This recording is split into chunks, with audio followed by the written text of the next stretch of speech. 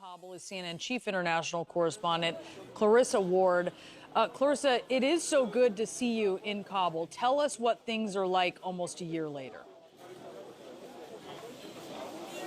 Well, Brianna, it's really good to be back here. I think you can probably see behind me, we're at a market. There is a sense of normalcy on the streets of the city. There is not the same sort of or anything approaching the levels of chaos and violence that we saw playing out during those heart-wrenching scenes last year.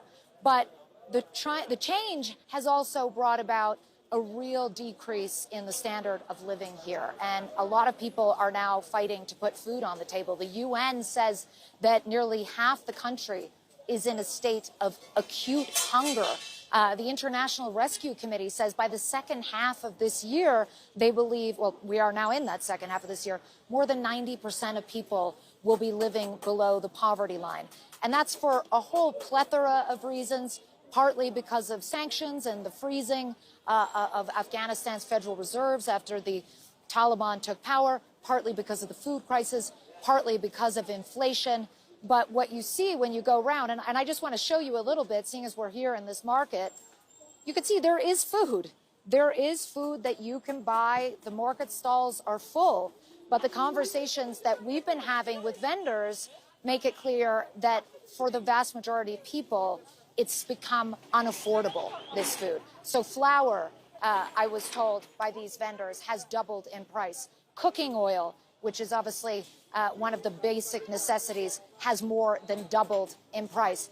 And that's not even before, Brianna, you start talking about the very real changes and the impact that they've had as the Taliban has gradually become firmer in implementing its vision or version of Sharia law, Brianna. Clarissa, I'm just struck by how different it looks from 1 year ago. How different, frankly, you look from 1 year ago, dressed a little bit differently than the day after the Taliban regained power. The streets are bustling with men and women behind you, and I absolutely understand the economic challenges they're facing. Also, I don't see any huge armed presence around you like there almost certainly was 1 year ago. Talk to us more about all that. Yeah, so the Taliban is really trying to have a lighter footprint, at least visibly on the streets. You do still see them. They don't want to be filmed anymore. It's not like the initial days where there was this sense of jubilation and victory. Now you have to get a lot of permission. It's an onerous task to go through the process to be able to report here. And there has been certainly a sort of strangling of the local media. You do see women, as you can see, on the streets. You also see that I am dressed in a less conservative fashion than I was before. I want to stress the Taliban has passed a ruling that women are supposed to wear not just a full hijab, a full head covering, but actually the niqab, which completely covers the face. Many women here wear the burqa. What's interesting to see, though, is that a lot of women in Kabul are like, thanks but no thanks, essentially. They're refusing to wear it. They're continuing to dress how they used to dress. And it seems that for the moment, the Taliban doesn't really have a vested interest in trying to crack down on that and in trying to resurrect the most vaunted, notorious vice and virtue police as they became known. And so there is that sense that perhaps there's a slightly lighter touch than there had been certainly in the 1990s. But I want to stress, John and Brianna, that beneath the surface, we do not see any real meaningful changes in the Taliban's ideology or in its ideas of how best to govern. So when we talk about seeing women on the streets, where we're not seeing women anymore is in their places of previous employment. Women are still allowed to work in the healthcare sector, it's a necessity, and in some humanitarian roles as well as teachers, education. But women who were working in business, women who were working as ministers and in ministries have also been told, in addition to all girls above the age of 12, that instead of going to school and instead of going to work, they must now stay home. The Taliban says that this is just until the right or correct Islamic environment can be created. But this is now many, many months that we have been hearing this, and they have been pressed over and over again, not just by Western journalists, but by Islamic scholars from all over the world and by Muslim countries. as to what the holdup is and what needs to be done. What are these specific conditions that need to be reached in order for girls to return to school, in order for women to be embraced in the workplace again and again? And what we're hearing from the Taliban is kind of obfuscation on this point. They don't want to be drawn into the details as to the conditions themselves, which makes many people here very nervous that there is no real plan, in fact, to try to reintegrate women into this society. John, Brianna? Yeah, and what does that mean for the future of girls there? There's actually a little girl, Clarissa, who has been darting in and out at times through the back of your live shot there, who we can see, who looks probably, I'd say, she was there before, but she's probably, I'd say, around 10 or south of 10. How in the last year has her future changed? And if you could speak to that for Kabul, but also in rural areas as well.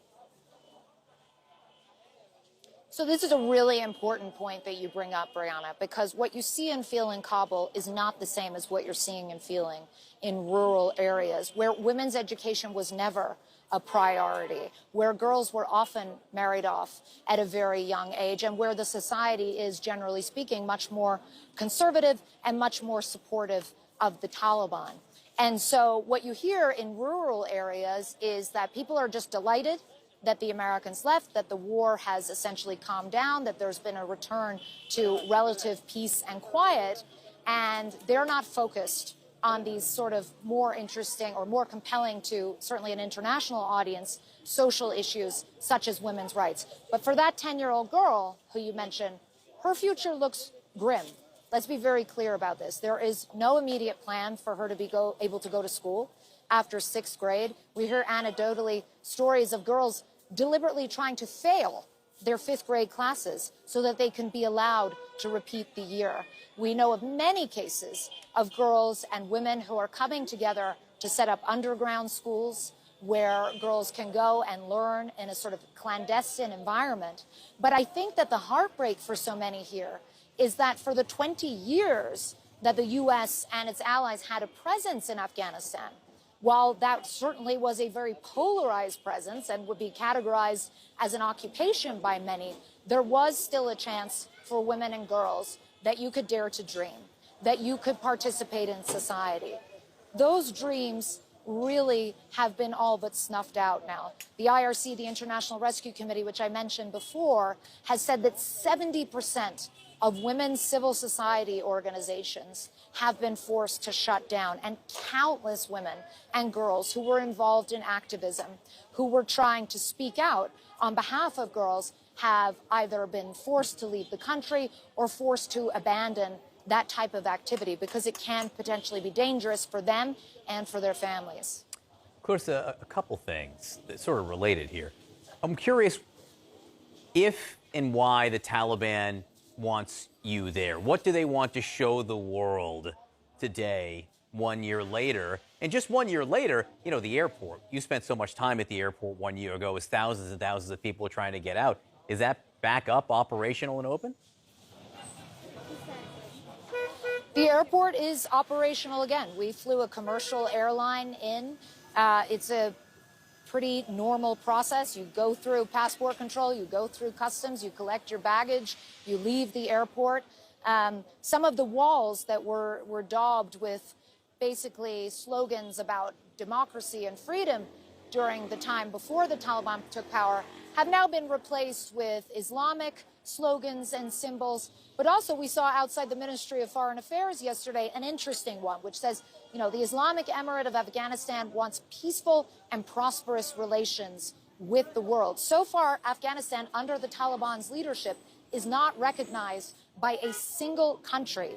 And while the Taliban does seem to understand that that presents real challenges for them and real problems for them, particularly in terms of securing the funding and the investment and the help with development that they so desperately need, they are not yet willing to basically adapt the more pragmatic stances that they had always promised to their people and to the international community. And so they remain rigid on these areas like female education, despite not even trying to claim that there is anything in Islam that prevents women and girls from achieving education, they are still very unflexible in terms of trying to adapt that more conciliatory, pragmatic approach that I just referred to. I think they want to show journalists here two things, and they're pretty categorical about what they don't want you to see. They want to show that life goes on, that there is law and order, that it is relatively safe, and they also want to show that the poverty that is being experienced by people here is biting and it is real. And they want to maximize the amount of pressure that's put, particularly on the U.S., to unfreeze those federal reserves and allow free and unfettered humanitarian aid to roll in. Obviously, many things, though, have made that a much more complex prospect than perhaps initially anticipated.